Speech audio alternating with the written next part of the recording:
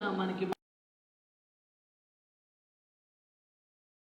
దేవుడు సర్వాధికారి అయిన యేసుక్రీస్తు ప్రభు నామంలో ప్రభు కృతజ్ఞతాస్తుతులు చెల్లిస్తూ ఆయన మహింపరుస్తూ ఈ సమయం మనకి దేవుడు దయచేసిన మహాకృప, గొప్ప అవకాశం.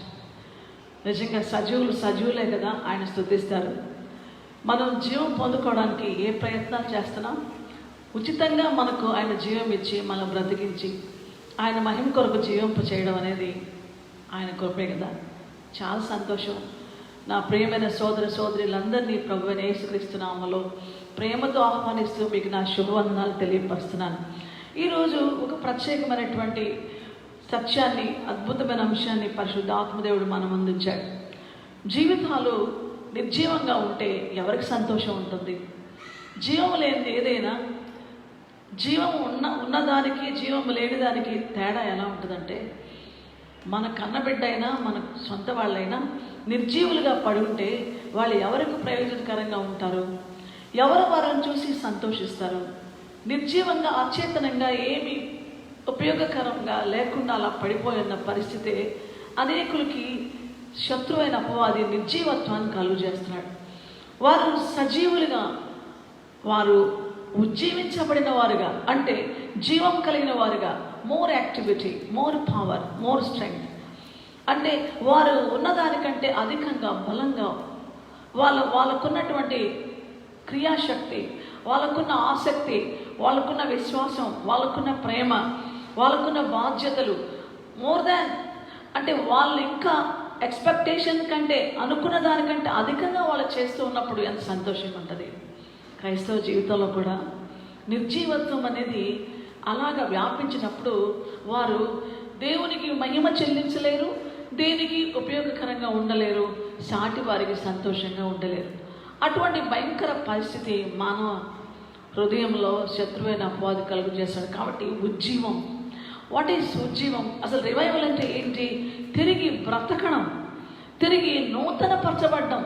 ఒకప్పుడు బ్రతికిన వ్యక్తి ఇప్పుడు అచేతనంగా పడిపోయి ఉంటే ఆ వ్యక్తిని జీవంతో, ఇంకా బలంతో నింపడం అనేది చాలా గొప్ప విషయం కదా. తిరిగి నూతన పరచడం, తిరిగి బ్రతకడం, ఇటువంటి ఉజ్జీవం అనేది కనపడాలి. అది ఎలా కనపడుతుంది? ఆ ఉజ్జీవము ఒక సాదా సీదాగా కనబడదు, ఆశీర్వాదపు అంతస్తులో కనిపిస్తుంది. అలాగా నిర్జీవంగా ఉన్న వ్యక్తిని దేవుడు ఉజ్జీవింపజేస్తే వాళ్ళు ఎలా ఉంటారు? వారి కండిషన్ ఎలా ఉంటుంది? వారి ఆత్మీయస్థితి ఎలా ఉంటుంది? వారి పురోభివృద్ధి ఎలా ఉంటుంది? అవన్నీ కూడా ఇట్టే కనుపరిచేటువంటి శ్రేష్ఠ అంశాన్ని పరిశుద్ధాత్మదేవుడు మన ముందు ఉంచాడు. ఒకసారి మనం ఈ విషయాన్ని, ఈ ఉజ్జీవం అనేది మనకి రావాలంటే మొట్టమొదట మనం ఏం చేయాలి?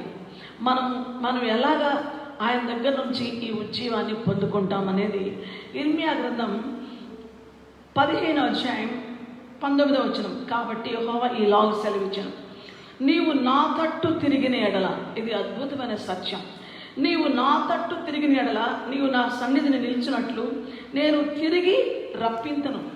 ఏవి నీచములో, ఏవి ఘనములో నీవు గుర్తుపట్టిన ఎడల నీవు నా నోటి వలె ఉందువు. వారు నీ తట్టుకు తిరగవలని కానీ నీవు వారి తట్టునకు తిరగకూడదు. కింద ఫుట్ నోట్లో నువ్వు తిరగవు. ఎట్టి పరిస్థితుల్లో లోకము ఏం ప్రయత్నిస్తుందో తెలుసా?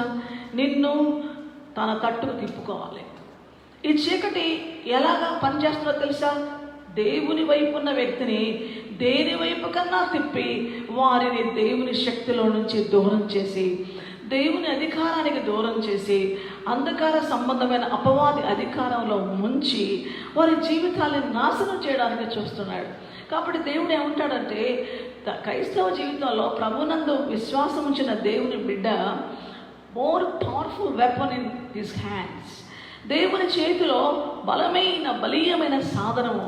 రక్షణ పొందిన తర్వాత, ప్రభువును అంగీకరించిన తర్వాత ఆయన మనకు ఇస్తున్నటువంటి గొప్ప ఆ డిజర్నింగ్, ఆ వివేచన శక్తి ఏంటంటే, ఏవి ఘనములో, ఏవి నీచములో గుర్తుపెట్టే కెపాసిటీ, అది యొక్క వివేచన ఆత్మని వివేచించేటువంటి స్థితిని వారికి ఇస్తాడు. అది చాలా అద్భుతమైన విషయం. నువ్వు ఏవి ఘనములో ఏవి నీచములో గుర్తుపడితే ఎలా ఉంటావో తెలుసా? నా నోటి వలె. దేవుని నోరు ఎలాంటిది? ఆయన ఏమి పలికితే అది జరుగుతుంది. ఆయన ఏమి మాట్లాడతాడో ఆయన మాటలో శక్తి ఉంది, ఆయన మాటలో అద్భుతం ఉంది, ఆయన మాటల్లో మహిమ ఉంది. ఆయన walk it can create the things. అంతే, అవి అన్నిటినీ తయారు చేస్తుంది, నిర్మిస్తుంది. నిర్మాణాత్మకమైన సృష్టి అంతా కూడా ఆయన వాక్కుతోనే సృష్టించబడింది. కాబట్టి to create, to construct, to heal, to get shape, ఏదైనా సరే దాన్ని బాగు చేయాలన్నా, దాన్ని సరిచేయాలన్నా, దాన్ని చక్కగా నిర్మించాలన్నా ఆ వాక్కు కావాలి. అటువంటి వాక్కును కలిగిన నోరుగా దేవుడు నీ నోటిని చేయాలని ఇష్టపడుతున్నాడంటే దట్ ఈస్ రివైవల్. జీవం. అందరి నోళ్ళు ఉంటాయి, ఎందుకు పనికి వస్తాయి అవి? చాలామంది నోటి మాటల వల్ల కుటుంబాలు కూలిపోతాయి, జీవితాలు నాశనం అయిపోతాయి, సొంత జీవితమే కూలిపోతుంది. కాబట్టి నోటి మాటల్లో ఉన్న మాలిన్యము జీవితాన్ని దుర్గంధపూరితం చేస్తూ సర్వనాశనం చేస్తున్న దినాల్లో revival is the powerful thing to give glory to God. దేవునికి మహిమ ఇవ్వడానికి, దేవుని నామ మహిమ కొరకు మనం బ్రతకడానికి ఉజ్జీవం అనేది గొప్పది. కాబట్టి నువ్వు తిరిగితే అప్పుడు నువ్వు ఎలా ఉంటావో తెలుసా? ఎవరు నిన్ను పడగొట్టలేరు. అప్పుడు నిన్ను ఈ ప్రజలను పడగొట్టజాలని ఇత్తడి ప్రాకారముగా నేను నియమిస్తాను. అసలు ఇత్తడి అన్నప్పుడు దేనికైనా తట్టుకునే కెపాసిటీ ఇత్తడికి ఉంది. ఎంత అగ్ని వచ్చినా ఇత్తడి, ఆ లోహము తట్టుకుంటుంది, శ్రమను తట్టుకుంటుంది. చాలా బలమైన దెబ్బలు తట్టుకుంటుంది. అది మంచి మెటల్, చక్కటి లోహం. అందుకే తట్టుకొని పడగొట్టజాలని ఇత్తడి ప్రాకారంలాగా చేస్తాను. కాబట్టి ఇటువంటి అద్భుతమైనటువంటి స్థితిని దేవుడు ఇస్తాడు. ఉజ్జీవం అంటే అంత అద్భుతంగా బ్రతికించే ప్రక్రియ, ఆయన వైపుకు త్రిప్పే ప్రక్రియ. అందుకే హోషేయ గ్రంథం 14వ అధ్యాయంలోకి వెళ్దాం. ఇక్కడ మనం ఈ ఉజ్జీవ ఆశీర్వాదాలన్నింటినీ కూడా చూద్దాం. తన దేవుని ప్రజలు ఎలాగా వారు దేవుని వైపుకు తిరిగితే వాళ్ళ మాటల విషయంలో, వారి యొక్క జీవిత విధానంలో how they can get revival, ఆ రివైవల్లో ఉన్న అద్భుతమైన బ్లెస్సింగ్స్ ఎలా పొందుకుంటారో ఇక్కడ మనం తేటగా చూస్తాం. అందుకోసమనే 2వ వచనంలో మొదటి 2 వచనాలు, ఇశ్రాయేలు నీ పాపము చేత నీవు కూలితీవు గనుక నీ దేవుడైన యెహోవా తట్టు తిరుగుము. ఇది అద్భుత సత్యం. తిరిగాయి.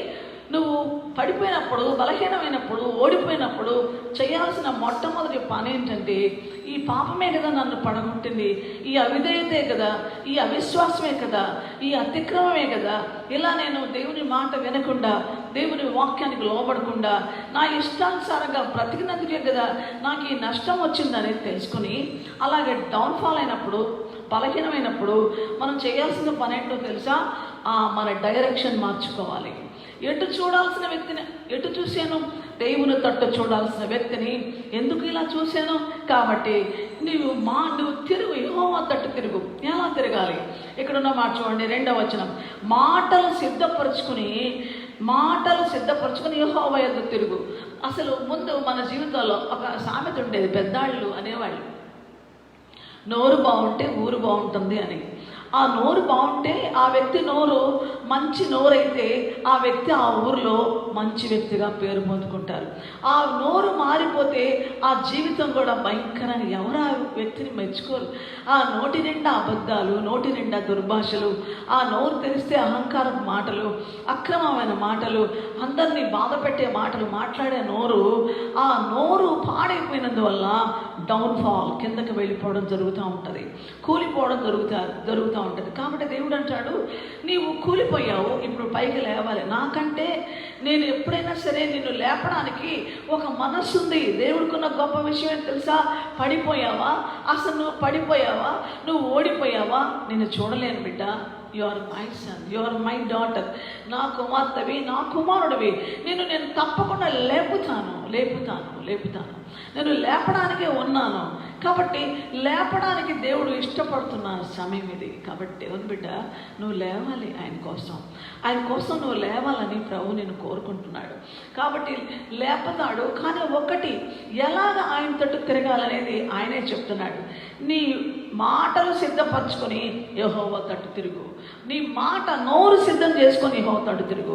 ఇక జీవితంలో ఎన్నడూ ఈ పిచ్చి పిచ్చి మాటలు మాట్లాడకుండా, అపవిత్రమైన మాట్లాడకుండా, వ్యర్థమైన మాటలు, అక్రమమైన మాటలు, గర్వపు మాటలు, బూతు మాటలు, దూషణ మాటలు, అసలు రకరకాలైనటువంటి దేవుని నామానికి అవమానం తెచ్చే మాటలు మాట్లాడకుండా సిద్ధపడు.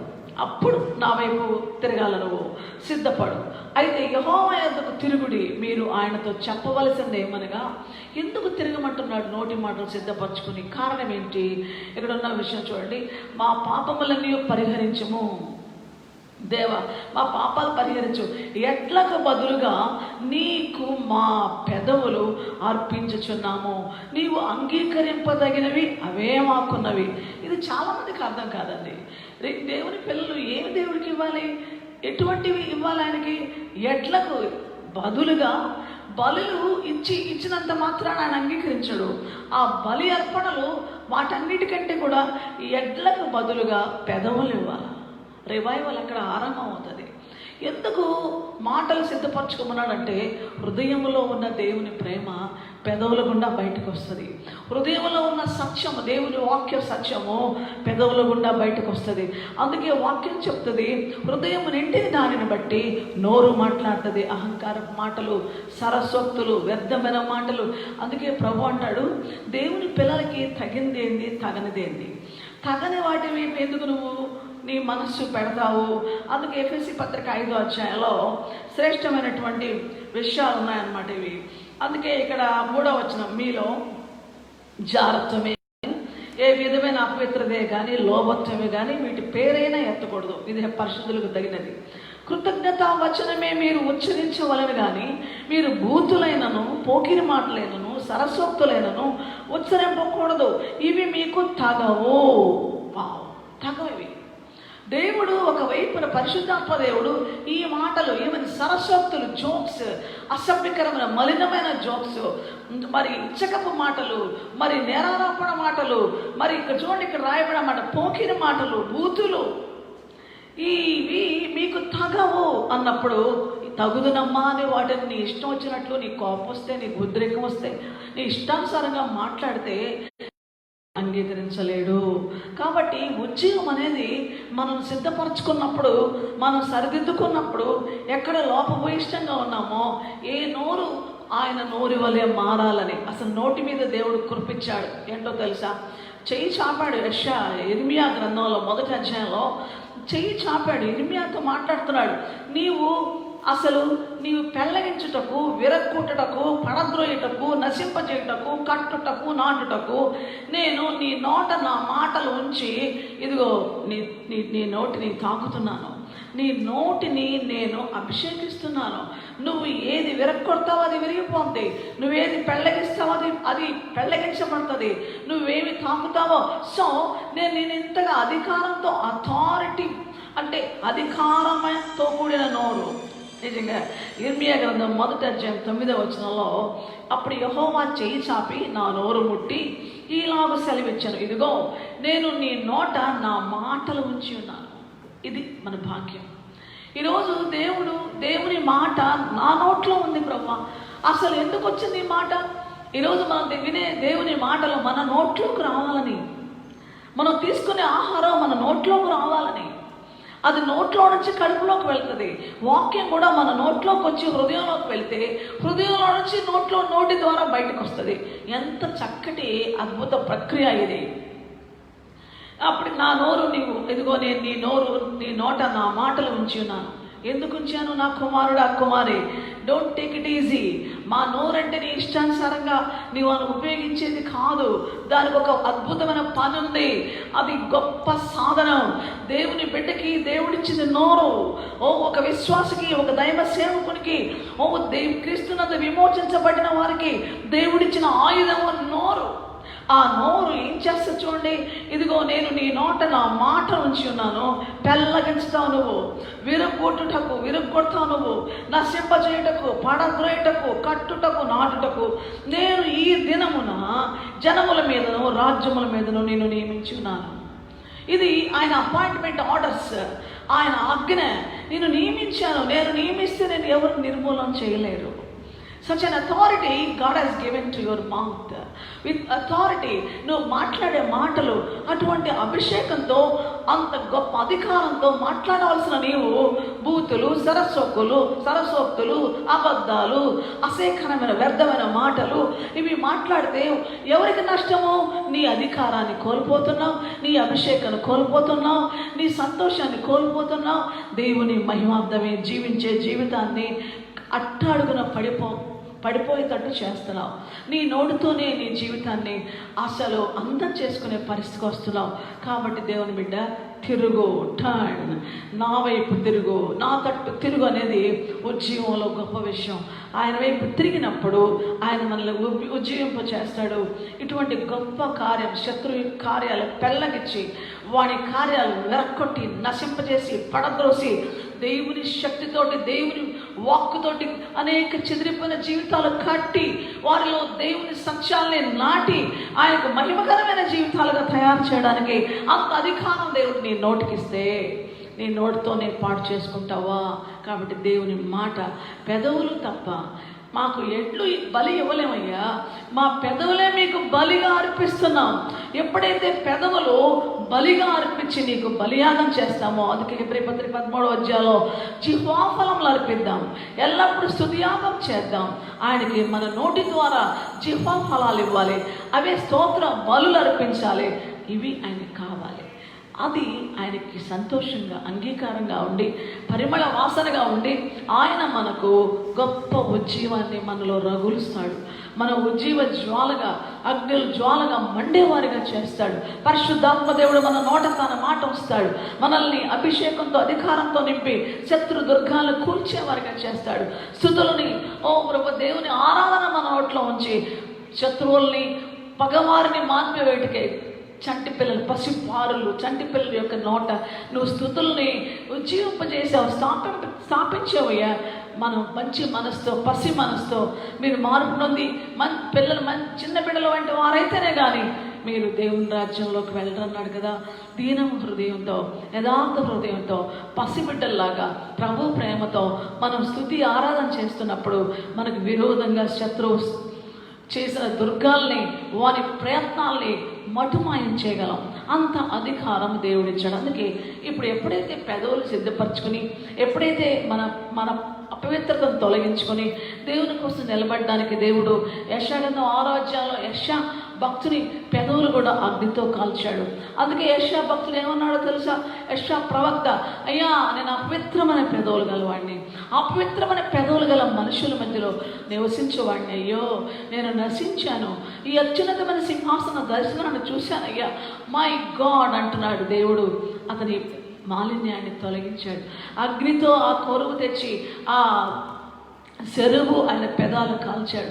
ఆ కాల్చబడిన పెదవులు యెషయా గ్రంథము చిన్న అంటే పాత నిబంధనలో కొత్త నిబంధన గ్రంథం లాంటిది. రక్షణ సువార్త, యేసు ప్రభువుని గురించిన విషయాలు సవిస్తరంగా యెషయా గ్రంథంలో రాయబడ్డాయి. ఒక స్మాల్ బైబుల్ లాంటిది యెషయా గ్రంథం బైబుల్లో.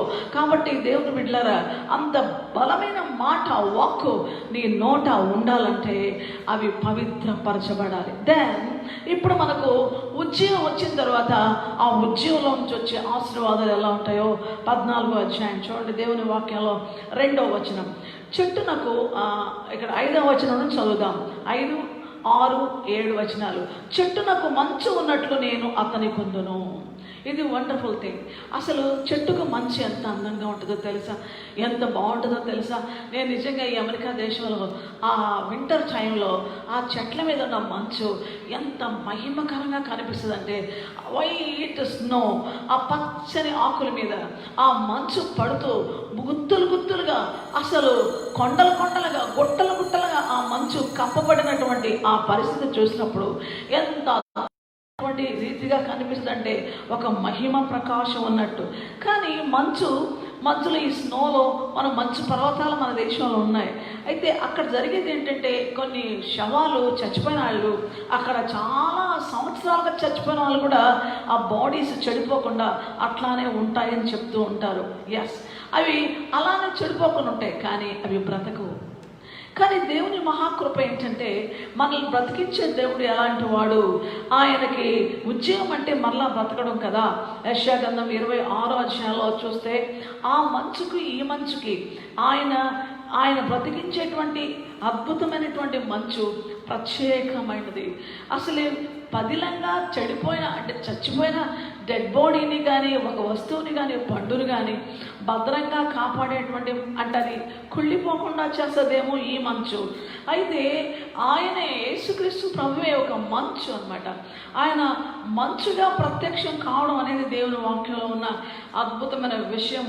ఇక్కడ మనం 110వ దావీదు కీర్తన కూడా చదువుతాం. ముందు 26వ దావీదు కీర్తన 19వ వచనం చూద్దాం.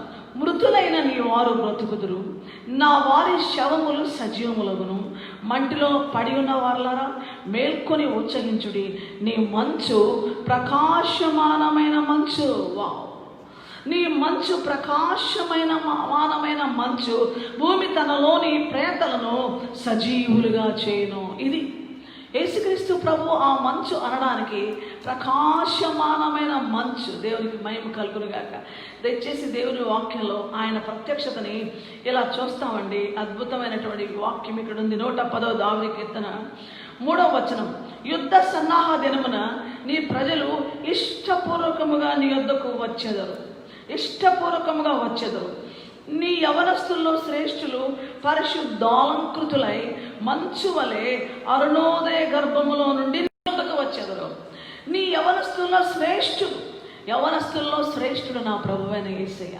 తన యవ్వన రక్తాన్ని శిలువ మీద చిందించిన అతి శ్రేష్ఠుడు, అతి సుందరుడు, అతి మనోహరుడు, ధవలవర్ణుడు, రత్నవర్ణుడు, ఆయన ఆశ్చర్యకరుడు, ఆయన ఆలోచనకర్త, ఆయన బలవంతుడైన దేవుడు, మరణాన్ని మృంగివేసినవాడు, మరణపు ముళ్ళు విరిచినవాడు, ఆయన నిత్యుడైన తండ్రి, సమాధానకర్తైన అధిపతి, ప్రిన్స్ ఆఫ్ పీస్, ఆయన ఇటర్నల్ ఫాదర్, ఆయన మనకు ఆలోచన ఇచ్చేవాడు.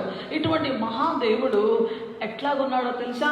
మంచు వలె అరుణోదయ గర్భంలో నుంచి మన దగ్గరకు వచ్చాడు. ఆయన మన మీద ప్రకాశిస్తున్న నీతి సూర్యుడు.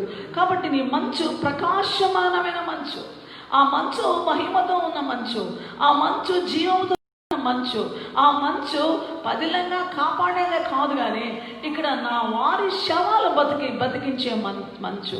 మృతులైన నా వాళ్ళు ప్రభువా, అపరాధముల చేత పాపముల చేత చచ్చిపడి ఉన్నటువంటి నా వాళ్ళని బ్రతికించే మంచు నీవే ప్రభా, ప్రకాశమానమైన మంచు. నీ మహిమతో, నీ ప్రభావంతో, నీ వాక్కును పంపి నీవు ఉదయించి దేవా పడిపోయి ఉన్నారు ప్రభా. ఓ నా వారి శవములు సజీవములగును. అది మన అద్భుతమైన కృప. ఆయన మన మీద ఉదయించడానికి ఆయన ఇష్టపడుతున్నాడు. ఆయన ఉదయించే దేవుడు. భూమి తనలోని ప్రేతలను సజీవులుగా చేయను, ఎందుకంటే నీ మంచు ప్రకాశమానమైంది. అట్టి ప్రభు ఇస్తున్నటువంటి వాగ్దానం ఏంటో తెలుసా దేవుని బిడ్డలారా? హోషేయ గ్రంథంలో ఉన్న ఈ వాగ్దానం ఏం చెప్తున్నాడు ఆయన? చెట్టునకు మంచు ఉన్నట్లు నువ్వు నిర్జీవంగా ఉండవు, నువ్వు సజీవ సాక్షిగా ఉంటావు. దేవునికి ప్రభు రక్షించే దినం మొదలుకొని ప్రభుతో మన జీవితము ఆరంభమైందనమాట. అది బిగినింగ్ ఆఫ్ అవర్ లైఫ్. యేసు ప్రభుని రక్షకుడుగా, దేవుడిగా, ప్రభువుగా అంగీకరించిన రోజు నుంచి మన జీవితం ఆరంభమైంది. అప్పటి నుంచి మనం సజీవ సాక్షులము, జీవము కలిగిన వారము. నువ్వు ఇంకా ప్రభువుని అంగీకరించకపోతే, నువ్వు ఇంకా ప్రభువుకి నీ హృదయం ఇవ్వకపోతే, నీ అపరాధముల చేత, నీ పాపముల చేత చచ్చిన స్థితిలో ఉన్నవాళ్ళు మరువబడతారు. మృతులు మరువబడతారు, లెక్కలోకి రారు. చచ్చిన వారు లెక్కలోకి రారు, చచ్చిన వారు దేనికి ఉపయోగపడరు. కానీ ఎప్పుడైతే యేసుక్రీస్తు ప్రభు అనే జీవాన్ని హృదయంలోకి స్వీకరించి, యేసు ప్రభు నా రక్షకుడు, నా దేవుడు, నా కొరకు శిలువలో రక్తం కాచి ప్రాణం పెట్టి చనిపోయి తిరిగి లేచాడు, యేసు ప్రభు నాలో ఉన్నాడు, యేసు ప్రభు నాతో ఉన్నాడు, యేసు ప్రభు నా దేవుడిగా, ప్రభువుగా, రక్షకుడుగా నేను స్వీకరిస్తున్నాను, రమ్మని పిలుస్తున్నాను. ఆయన ఎదుట నా ప్రతి పాపము ఒప్పుకుంటున్నాను, ఆయన రక్తంలో నా పాపాన్ని కడుక్కుంటున్నాను అన్న వాళ్ళు రక్షణ పొందినవాడు. ఎప్పుడైతే యేసు నా ప్రభువును ఒప్పుకుని హృదయంలో ఆయన ఎంత విశ్వాసం వస్తావో నువ్వు రక్షణ పొందుతావు. అటువంటి వారు సజీవులు. వారు ఆ మంచు, ఆ ప్రకాశమానమైన మంచు, ఆ ప్రభువైన యేసు ప్రభు నందు వాళ్ళు రక్షించబడతారు, సజీవులుగా మారుతారు. వారు సజీవ సైన్యంగా ఉంటారు. వారు ఎలా ఉంటారు? ఇప్పుడు రక్షించబడిన తర్వాత, ఉజ్జీవించబడిన తర్వాత నిర్జీవంగా కొంతకాలం బాగా ఉండి పడిపోయిన వాళ్ళు తిరిగి మళ్ళీ ప్రభు కృపతో ఆయన తట్టు తిరిగి లేచినప్పుడు, నువ్వు రక్షణ పొందావు కానీ కొంతకాలంగా నిర్జీవం అయిపోయి మళ్ళా బలహీనం అయిపోయావు, ఓడిపోయావు. నీ మాటల వల్ల, నీ ప్రవర్తన వల్ల, నీ చూపుల వల్ల, నీలో ఉన్న భయంకరమైనటువంటి శరీర కార్యాల వల్ల పడిపోయావు. నా పడి ఉన్న వారిని లేపుతాడు. మంచులు అసలు పడి ఉన్న వారిని, అక్కడ పడిపోయిన వారిని లేపే దేవుడుగా ఉన్నాడు. అదే ఆయనలో ఉన్న గొప్ప శక్తి. ఇప్పుడు వాళ్ళని నూతనపరిచి ఉజ్జీవింపజేసి, ఎప్పుడు వాళ్ళు ఆయన వైపు తిరిగినప్పుడు, వాళ్ళు మాటలు సిద్ధం చేసుకున్నప్పుడు, వాళ్ళు పశ్చాత్తాపడ్డప్పుడు వాళ్ళని లేపి నిలబెడతాడు. ఇప్పుడు వాళ్ళు లేచిన తర్వాత వాళ్ళ ఆశీర్వాదాలు ఎలా ఉంటాయి చూడండి. యేసు ప్రభు నామలో 5వ వచనం 14, హోషేయ గ్రంథం 14, 5, 6, 7 వచనాలు మనం చూస్తూ ఉన్నాం. చూడండి, అద్భుతమైన మాటలు ఇక్కడ ఉన్నాయి. చెట్టునకు మంచు ఉన్నట్లు నేను అతని పొందును, తామర పుష్పము పెరిగినట్లు అతడు అభివృద్ధి పొందును. ఇక్కడ తామర పుష్పం, అది లోయలో పరమగీతాలు 2:2లో నేను లోయలో పుట్టు పద్మము వంటి దానం అని సంఘం చెప్తుంది. ఎక్కడో లోయ ఎక్కడ కనబడదు, కానీ ఆ లోయలో, ఆ నీళ్ల మధ్యలో, ఆ టెండర్గా ఆ నీళ్లు కదులుతున్న అస్థిరమైన ఆ నీళ్లలో, అసలు ఆధారం లేని నీళ్లలో, ఆ నీళ్ళకి ఆధారం ఏముంది? ఆ వేర్లు చాలా టెండర్గా ఉంటాయి, చాలా మృదువుగా. అటువంటి ఆ తామర పుష్పం చెట్టు ఎంత త్వరగా వృద్ధి పొంది ఆ లోపల నుంచి ఎంత త్వరగా పైకి వచ్చి ఆ సర్ఫేస్ మీద, వాటర్ మీద, లోయలో అద్భుతమైన మనోహరమైన పుష్పంగా కనిపిస్తుంది. ఈ పెరుగుదల గురించి ఈ పుష్పాన్ని చెప్తాడు. మన జీవితాలు చాలా స్వల్పమైనవి, పువ్వు లాంటివి, క్షణికమైనవి, కానీ అవి వృద్ధి పొందుతూ ఉంటాయి దేవుని కృపలో అద్భుతంగా. ఆ వృద్ధి ఎంతవరకు అంటే పరలోకపు దేవుని ఆకర్షించి, ఈ లోకంలో దేవుని మహిమను చాటించి, ఈ లోకంలో ఆయన స్వరూప సౌందర్యాన్ని చూపిస్తూ, ఆయన స్వభావాన్ని చూపిస్తూ, ఆయన బిడ్డలుగా జీవించడానికి ఒక అద్భుతమైన అభివృద్ధి మన జీవితంలో దేవుడిస్తాడు. నువ్వు రక్షణ పొంది నువ్వు ఉజ్జీవించబడిన తర్వాత నీ జీవితము కిందకి వెళ్ళదు, డిక్రీజ్ అవ్వవు, మునిగిపోవు. ముంచివేయడు దుష్టుడు, వాడు ముంచలేడు నేను. కాబట్టి దేవుడు నిన్ను పైకి లేపుతున్నాడు. అభివృద్ధి పొందేటువంటి జీవితము దేవుడు నీకు ఇస్తానని వాగ్దానం చేస్తున్నాడు. రెండోదిగా చూడండి, అక్కడ ఎట్లున్నారంటే, దయచేసి లెబానోను పర్వతముల మీద, లెబానోను పర్వతము దాని వేళ్ళు తన్నున్నట్లు వారు వేరు తన్నుదురు. అంటే చాలా డీప్గా రూట్స్ వెళ్ళిపోతాయి. ఆ లెబానోను పర్వతం మీద అసలు అంత స్ట్రాంగ్గా ఆ పర్వతాన్ని ఎవరు కదిలించగలరు? లెబానోను పర్వతము దాని వేళ్ళు, ఒక ఒక పర్వతము ఎంత లోతుగా ఉంటుందో, ఎంత డీప్గా దానికి ఉన్న బేస్, దానికి ఉన్నటువంటి ఆ అడుగు భాగము ఎంత లోతుగా ఉంటుందో అంతగా, అంటే ఒక స్థిరమైన జీవితాన్ని ఇస్తాడు. ఇంతకాలం అస్థిరంగా ఉన్నావు కదా, అటు ఇటుగా ఉన్నావు కదా, ఇగో పర్వతంలాగా నిలబడతాడు. లెబానోను పర్వతంలాగా, కదిలించలేని, పడగొట్టలేని, కదపలేని, సచ్ అండ్ స్ట్రాంగ్, అద్భుతమైనటువంటి స్థిరత్వాన్ని దేవుడు మన జీవితానికి ఇవ్వడానికి ఇష్టపడుతున్నాడు. అది ఉజ్జీవం, అది రివైవల్ లైఫ్. నెక్స్ట్ చూడండి, అక్కడ రాయబడిన మాట, వారు అతని కొమ్మలు, 6వ వచనం, అతని కొమ్మలు విశాలముగా పెరుగును. అతని కొమ్మలు విశాలముగా పెరుగుతారు. అందుకే దేవుడు 54 మీరు తూర్పు తట్టును, పడమట తట్టును వ్యాపిస్తావు. నీ గుడారపు స్థలము, నీ గుడారపు తాళ్ళు అసలు అలాగా సాగని. అంటే నువ్వు పడమటి తట్టు, తూర్పు తట్టు అంటే నీవు ఒక దగ్గరనే నిలిచిపోయే స్థితి ఉండదు. నువ్వు ఇంక్రీజ్ అయిపోతావు, వ్యాపిస్తావు. వ్యాపించే జీవితాన్ని ప్రభు నీకు ఇస్తున్నాడని ప్రభు చెప్తున్నాడు. చాలా సందర్భాల్లో ఎక్కడున్న గంగోలు అక్కడేనండి, అక్కడే పడిపోయినాం, వృద్ధి లేదు, మేము ముందుకు సాగలేకపోతున్నాం, ఎటు వ్యాపించలేకపోతున్నాం, అక్కడనే అధోగతి పాలైపోయి అణగారిపోతున్నాం అని బాధపడాల్సిన పని లేదు. నిన్ను వ్యాపింపచేసే దేవుడుగా, విశాలముగా పెరిగి ఆ పెరుగుదల అన్ని వైపులు నువ్వు కనబడాలని, నీవు యేసయ్య మాటని వినిపించాలని, యేసయ్య మహిమను కనుపరచాలని, యేసు ప్రభువుకు సాక్షిగా ఉండాలని. What a revival, what a blessing! ఈ అద్భుతమైనటువంటి ఆశీర్వాదం నీవు ప్రభువుతో నీ జీవితాన్ని ముడివేసుకున్నప్పుడు, ఆయన తట్టు తిరిగినప్పుడు, ఆయన కోసం నీ జీవితాన్ని సరిదిద్దుకున్నప్పుడు, నీ మాటలు, నీ చూపులు, నీ ప్రవర్తన, నీ హృదయము, నీ కుటుంబం, నీ వేసిన ప్రతి తప్పటడుగులు సరిదిద్దుకొని పశ్చాత్తాపడినప్పుడు సీ ద బ్లెస్సింగ్స్ ఎట్లాంటి రూట్లో తీసుకొస్తున్నాడంటే నీవు ఎంతగా తామర పుష్పం పెరిగినట్లుగా అభివృద్ధి పొందుతావు. లెబానోను తామర పుష్పం వృద్ధి, లెబానోను పర్వతం యొక్క అస్థిరత్వము, ఇక చూస్తే విశాలతని, వైశాల్యను వాక్యమే అవుతావు. అనేక రీతులుగా నువ్వు అన్ని రీతులుగా నువ్వు వ్యాపించే బిడ్డగా ఉంటావు. నెక్స్ట్ చూడండి, అక్కడ రాయబడిన మాట, అక్కడ ఉన్నటువంటి అద్భుతమైన మాట, ఒలీవ చెట్టుకున్న కలిగినంత సౌందర్యము అతనికి కలుగును.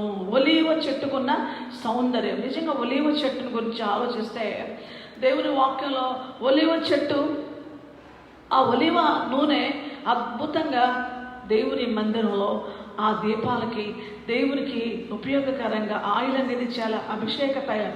ఒలీవ నూనెలో ఉన్నటువంటి అభిషేకము, ఆ నూనెని తీసుకొని అభిషేకిస్తారు. ఒకసారి చెట్లన్నీ మీటింగ్ పెట్టుకుని మన మీద రాజుగా ఎవరినైనా పెట్టుకుందామని అనుకున్నాయట. అనుకుంటే ఆ చెట్లన్నీ వెళ్ళాయి అన్నమాట. ఒలీవ చెట్టు దగ్గరికి వెళ్ళి నువ్వు మాకు రాజుగా ఉంటావా అని అడిగాయంట. మమ్మల్ని ఏలుమని ఒలీవ చెట్టుకు, అది న్యాయాధిపతి గ్రంథం 9వ అధ్యాయం 9వ వచనంలో ఉంది. మమ్మల్ని ఏలుమని ఒలీవ చెట్టుని అడిగితే చెట్లు ఒలీవ చెట్టు ఏమని జవాబిస్తున్నా చూడండి. ఒలీవ చెట్టు, దేవునిని మానవుల్ని దేని వల్ల నరులు సన్మానించుదురు, ఆనా తైలము ఇయ్యక మాని చెట్ల మీద రాజునై ఉండి ఇటు అటు ఊగుటకు నేను వచ్చేదనా. ఒలీవ నూనెతోనే ఒక రాజును అభిషేకిస్తారు. ఒలీవ నూనెతో సన్మానం అన్నమాట. ఒలింపిక్స్ క్రీడల్లో గెలిస్తే వాళ్ళకి ఎటువంటి సన్మానం అంటే ఒలీవ ఆకులతో, కొమ్మలతో చుట్టబడినటువంటి కిరీటం తెచ్చి ఆ ఒలీవ ఆకులతో అలాగా చక్కగా చేసిన ఆ కిరీటం తెచ్చి తల మీద పెడతారు. ఒలీవ సూచనగా ఉంది ఒలీవ చెట్టు. కాబట్టి ఒలీవ చెట్టుకున్నంత సౌందర్యము, అంత ఘనత, అంత బలము, అంత అభిషేకము, అది అభిషేక తైలంలాగా ఆ నూనెను వాడతారు. ఇటువంటి ప్రయోజనకరమైన, గౌరవప్రదమైన, ఘనమైనటువంటి ప్రోడక్ట్ నాలో ఉంది. అంత గొప్ప వ్యక్తినిగా నన్ను ప్రభువు అభిషేకించాడు. నా నూనె ప్రజలకి, దేవునికి అంగీకారంగా, ఘనంగా ఉంటే మనుషుల మీద పెత్తనం చేయడానికి నాకెందుకు? ఈరోజు పదవి కావాలన్నా, పెత్తనం కావాలన్నా, దేవుని యొక్క అద్భుతమైనటువంటి సాక్షి జీవితాన్ని, ప్రభు ఇచ్చే మహిమకరమైన జీవితాన్ని, ప్రభువుని సంతోషపెట్టే జీవితాన్ని, అభిషేకంతో శత్రు కాడిని విరగొట్టే జీవితాన్ని పక్కన పెట్టి పదవుల కోసం పోట్లాట, పేరు కోసం పోట్లాట, అసలు నన్ను తక్కువ చేశారు, నన్ను కనపరచలేదని అక్కడ రాజకీయాల, ఎంత నీచమైన స్థితి. I don't want that position.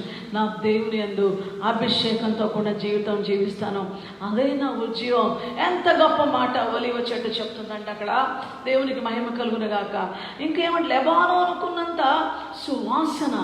నిజంగా లెబానోను అక్కడ ఎంత అద్భుతమైన మాట అంటే, అక్కడ ఉన్నటువంటి లెబానోను పర్వతం మీద రకరకాల చెట్లు ఉంటాయన్నమాట.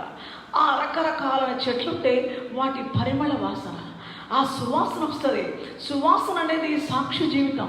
మనం యేసు ప్రభువునందు విశ్వాసం ఉంచిన తర్వాత ఆయన మనల్ని జ్ఞానముతో కూడిన వాసన అంట. మనం మామూలు వాసన కాదు, మనము జీవము కలిగినటువంటి వారంగా జీవింపజేసే సువాసన మనలో ఉంటుందట. అందుకే యేసుక్రీస్తు ప్రభు మనల్ని పరిమళ వాసనగా ఉండాలా. చూడండి చక్కని మాట, 2 కొరింథీ పత్రిక 2వ అధ్యాయం 14వ వచనంలో, మా ద్వారా ప్రతి స్థలమందు క్రీస్తును గురించిన జ్ఞానం యొక్క సువాసన కనుపరచుచు ఆయన యందు మమ్మల్ని ఎల్లప్పుడూ విజయోత్సవముతో ఊరేగించుచున్న దేవునికి స్తోత్రము. జ్ఞానం యొక్క సువాసన. క్రీస్తులో మనం ఉన్నామంటే యేసుక్రీస్తు ప్రభు జ్ఞానము, దేవుని శక్తి, దేవుని జ్ఞానమైనాడు. ఆ జ్ఞానం ఉన్న వ్యక్తి పిచ్చపాటి మాటలు, అనవసరమైనటువంటి వ్యాపకాలు, జనములు చెడ్డవి కదా, అజ్ఞానంగా దాంట్లో టైం పాస్ చేసుకోవటాలు, అపవిత్రంగా, అజ్ఞానంగా, అయోగ్యంగా బ్రతుకుని నాశనం చేసుకునే పరిస్థితి ఉండదు. ప్రార్థన, వాక్యము, దేవుని సహవాసము, దేవుని సముఖంలో యథార్థత, ఆయన సంఘంలో ఆయనకు మహిమకరమైన సాధనగా సాక్షులుగా ఉంటాం. మన జీవితాన్ని సద్వినియోగం చేసుకుని ప్రతి స్థలమందు జ్ఞానం యొక్క సువాసన కనపరుచున్నట్లుగా మమ్మల్ని విజయోత్సవముతో ఊరేగిస్తున్న దేవునికి స్తోత్రం. అది నీ జీవితానికి. That is revival. ఆ జ్ఞానం యొక్క సువాసనతో ఎప్పుడు ఎలా మాట్లాడాలా, ఎప్పుడు ఎలా ప్రవర్తించాలా, ఎలాగ జీవితాన్ని సద్వినియోగం చేసుకోవాలా, ఎలాగ ప్రభువుని ఘనపరచాలా, ప్రతి స్థలమందు జ్ఞానం యొక్క సువాసన కలిగిన వారుగా మనల్ని విజయోత్సవంతో. ఇది రివైవల్. ప్రతి స్థలమందు జయమే.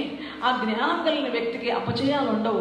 అందుకే యేసు ప్రభు అన్నారు, ఎఫెసీ పత్రిక 5వ అధ్యాయంలో పరిశుద్ధాత్మ దేవుడు మనల్ని ఎంత చక్కటి మాట చెప్పారంటే, మీరు ప్రియులైన పిల్లల వలె దేవుని పనులు నడుచుకుని క్రీస్తు మిమ్మల్ని ప్రేమించి పరిమళ వాసనగా ఉండుటకు మన కొరకు తాను దేవునికి అర్పణముగాను బలిగాను అప్పగించుకున్నాడు. కాబట్టి మీరును ప్రేమ కలిగి నడుచుకోండి. పరిమళ వాసనగా ఉండాలని ఆయన బలి అయిపోయాడు మన కోసం. మన ప్రేమ పరిమళాలు లోకానికి వెదజల్లాలి. దేవుని ప్రేమిస్తున్నావంటే నువ్వు అర్థం, ఆయన ప్రేమ నీలో ఉందంటే ఆటోమేటిక్గా నువ్వు ఎదుటి వాళ్ళని ప్రేమిస్తావు, దయ చూపిస్తావు. దేశాలు, కపటాలు, అసూయలు, రాజకీయాలు, కుట్రలు నీలో ఉండవు. కాబట్టి ఆ ప్రేమ పరిమళ వాసన ఇంట్లో ఉంటుంది, బయట ఉంటుంది. నేను భలే సెట్ భలే వాసన వస్తుందండి, ఎక్కడిది స్మెల్, హాయిగా ఉంటుంది. కొంతమంది ఆ ప్రేమ లేని వాళ్ళు పైకి నవ్వుతారు, అంటారు బాగా నాలేండి అంటారు, ముఖం తిప్పుకుంటారు. అసలు వాళ్ళని పలకరించినా, వాళ్ళు మనల్ని పలకరించినా వాళ్ళ లోపల ఉన్నటువంటి కపటము, ప్రేమ రాహిత్య హృదయము కంపు బయటకు వస్తూ ఉంటుంది. ఆ ముఖంలో, ఆ కళ్ళల్లో. ఆ face is the index of mind. ఆ మొక్కనే కనపడడం వాళ్ళు అనుకుంటారు, మేమేం కనపడడం లేదులే, పైకి వాళ్ళని పలకరించాంలే, హాయ్ అన్నాంలే, థ్యాంక్ యూ అన్నాంలే. ఉత్తిదే ఆ లోపల ఉన్నదంతా బయటికి కనిపిస్తూ ఉంటుంది. ఆ మాటల్లో, ఆ రూపంలో. ఆలోచించుకో. ప్రేమ పరిమళ వాసనగా మారు. జ్ఞానపు సువాసన కలిగి జయం పొందు. ఆ కపటపు నడక దూరం చేయి, ఆ కపటపు నవ్వు దూరం చేయి, ఆ కపటపు ఆ వేషాలు దూరం చేయి. ప్రభువుని పరిమళ వాసనగా ఉండాలని, ఉజ్జీవింపజేయాలని కోరుతున్నాడు. నెక్స్ట్ చూడండి, అక్కడ ఉండటం అద్భుతమైన విషయము, ఆ లెబానోనుకున్నంత సువాసన, different kinds of plants, flowers together. అన్ని సంఘంలో అన్ని పువ్వులు, అన్ని రకరకాల పువ్వులు కలిస్తే ఎంత సువాసన. అది క్రీస్తు మహిమకరమైన ఉజ్జీవ వాసన. అది మన జీవితంలో, మన ఐక్యతలో, మన కుటుంబంలో, మన సంఘంలో ఉంటే అక్కడ అది ఉజ్జీవించబడింది. దెన్ అక్కడ ఇంకా మాట 7వ వచనం, అతని నీడ యందు నివసించువారు మరలి వత్తురు. మరలి వత్తులు. నిజంగా ఇక్కడ ఉన్నది వారు తిరిగి మొలుతురు అని ఉంది. మరలి వత్తురు, ధాన్యములే వారు తిరిగి మొలుతురు. ఇదేంటి తెలుసా? వాళ్ళు చచ్చిన స్థితిలో ఉన్న వాళ్ళు వస్తారు, దేవుని యొద్దకు వస్తారు.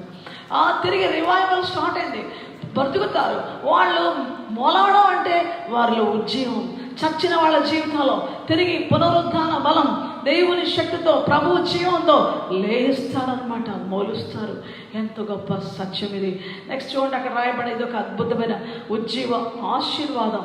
నువ్వు తిరిగి బ్రతకాల, నువ్వు తిరిగి మొలవాల, నీ యొక్క మరణకరమైన నిర్జీవత్వం లయమైపోయి ఫ్రెష్గా నీ రూట్స్ పెరగాలి, నీవు చిగురించాలా, ఫలించాలా, పుష్పించాలా, తిరిగి మొలవాలి. అది గొప్ప ఉజ్జీవం అన్నమాట. నెక్స్ట్ చూడండి, అక్కడ రాయబడినమాట, వాళ్ళు ఎలా ఉంటారు? అద్భుతమైన విషయం అక్కడ, వారు ద్రాక్షరస వాసన వలె వారు పరిమళింతురు. ద్రాక్షరస వాసన, నిజంగా సంతోషం అనేది అక్కడ ఉంటుంది. ఆ ద్రాక్షరసం హృదయానికి సంతోషం ఇస్తుంది. ఆ ద్రాక్షరసం దేవుడిచ్చే సంతోషంతో, హృదయ సంతోషంతో ఇక జాయ్ ఇన్ జీసస్, దేవునికి మహిమకరంగా ఉంటారు. ఇంకా వాళ్ళు ఎక్కడ ఉంటారో తెలుసా? వాళ్ళు సరళ వృక్షం. ఇక్కడ చూడండి, 8వ వచనము చివరి భాగంలో, నేను చిగురు పెట్టు సరళ వృక్షము వంటి వాడను, నా వల్ల నీకు ఫలం కలు. ఎలా ఉంటారు వాళ్ళుగా? వాళ్ళు సరళ వృక్షం, చక్కటి స్థిరమైన యోగ్యమైన బలమైన. ఇంకా చిగురు పెట్టడం అంటే వాళ్ళ జీవితంలో దేవునికి మహిమ కొరకు దినదినము నూతన బలం పొందుకుంటూ, అభిషేకాన్ని పొందుకుంటూ, శక్తిని పొందుకుంటూ, ఎండిపోకుండా చిగురించే అద్భుతమైన యేసుక్రీస్తు ప్రభువులో ఉన్న శ్రేష్టమైన వృద్ధి వాళ్ళకి కలిగిస్తాడు దేవుడు. ఇటువంటి శ్రేష్టమైన జీవితాన్ని ప్రభు మనకు ఉజ్జీవంతో కూడిన ఆశీర్వాదాలు ఇవన్నీ ఉన్నాయి.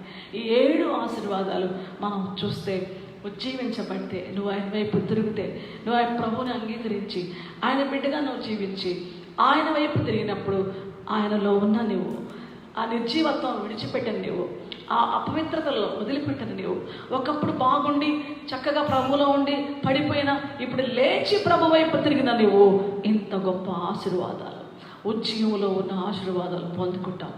ఇట్టి కృప ప్రభు రాకడ ఆసన్నమైన దినాల్లో మనం ఉన్నాం కనుక ఇది నీకోసమే. ప్రభు ఏ పరిస్థితిలో ఉన్నావు నా సహోదరుడా, సహోదరి, ఎంతగా నీవు దిగజారిపోయావో, ఎంతగా నువ్వు ఓడిపోయావో, పడిపోయావో, దుష్టుడు నేను ఎంత మోసం చేశాడో, రైట్ నా ఈ క్షణమందే ప్రభు నిన్ను లేపడానికి, నిన్ను సరిచేయడానికి, నిన్ను మొలిపించడానికి, తిరిగి నిన్ను వృద్ధి పొందించడానికి ఇన్ని గొప్ప ఆశీర్వాదాలు నీకు ఇవ్వడానికి సిద్ధంగా ఉన్నాడు. చెట్టుకు మంచు ఉన్నట్టుగా నీకు మంచులాగా ఉండి నిన్ను బ్రతికించి నీకు మహిమకరమైన జీవితం ఇవ్వడానికి ఇష్టపడుతున్నాడు. ప్రభుకు నీ హృదయం ఇస్తావా? విశ్వాసిగా ఉండి బలహీనమైన నువ్వు ప్రభు దగ్గర పశ్చాత్తాపడతావా? కన్నీటి ప్రార్థనతో నిన్ను అప్పగించుకుంటావా? తిరిగి లేస్తావా? ప్రభు తోడు తిరుగుతావా? ఇది అనుకూల సమయం, ఇది అద్భుతమైన రక్షణ దినం, ఇది నీ ఉజ్జీవాన్ని నీకు ఇచ్చేటువంటి సమయం. దేవుడిని వైపు చూస్తున్నాడు. యేసు ప్రభు నందు నేను అంగీకరించడానికి ఇష్టపడుతున్నాడు. ప్రభు త్వరలో రానే ఉన్నాడు. ఆయన రాకడ ఆసన్నమైంది. ప్రభు నిన్ను బలపరచునుగాక, విడిపించునుగాక, ఉజ్జీవింప చేయనుగాక. ప్రార్థన చేసుకుందాం. ప్రభు, ఈ శ్రేష్టమైన మాటలు నీ ప్రియబిడ్డల జీవితాల్లో యేసయ్య నిబంధన రక్తంలో ముద్రిస్తున్నాం. నీ ప్రియబిడ్డలకు ఆశీర్వాదకరంగా మార్చినందుకు వందనాలు, రక్షించినందుకు, తిరిగి నూతనపరిచి ఉజ్జీవింపజేసినందుకు వందనాలు చెల్లిస్తూ యేసయ్య పవిత్రాన్ని ప్రార్థిస్తున్నాను తండ్రి. ఆమేన్. God bless you. దేవుడికి మహిమ కలుగునుగాక.